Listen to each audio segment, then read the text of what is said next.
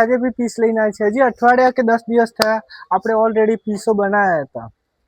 એ પીસો ખતમ થઈ ગયા અને આપણે આજે નવો માલ પણ તૈયાર કર્યો છે, તમે જોઈ શકો છો।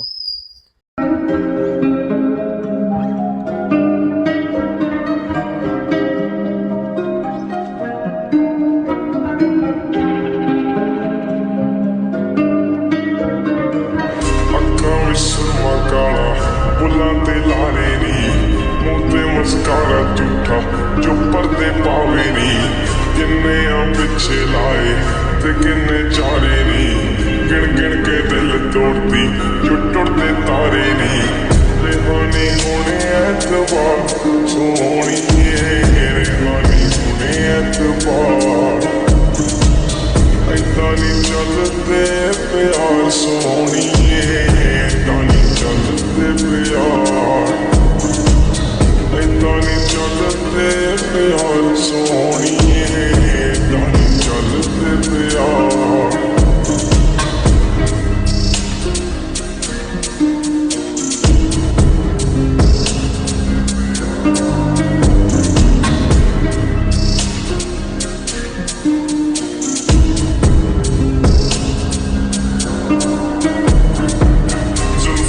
जाल तेरे नी खुदा दा कहर कुड़े नैन पे काबू तेरे बनते आ जहर कुड़े बस इको मंगी रब तो मंगी तेरी खैर कुड़े साडा कसूर सिकादा कड्डिया जो वैर कुड़े माड़ी तू कीती बेहिसाब सोनी माड़ी तू कीती बेहिसाब ऐदा नी चलते प्यार सोनी ऐदा नी चलते प्यार ऐदा नी चलते प्यार सोनी ऐदा नी चलते प्यार।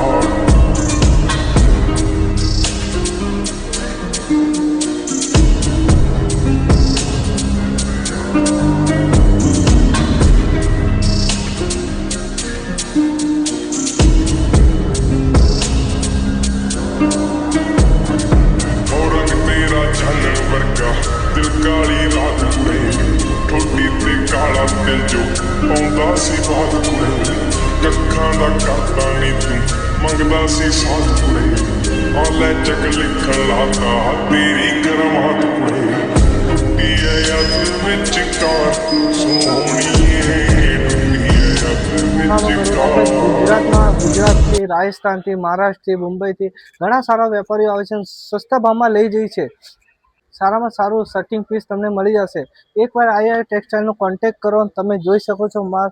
અને આપણું એડ્રેસ આવેલું છે સફલ 2 Kankaria A block 36 number ground floor, Ahmedabad. નમસ્તે।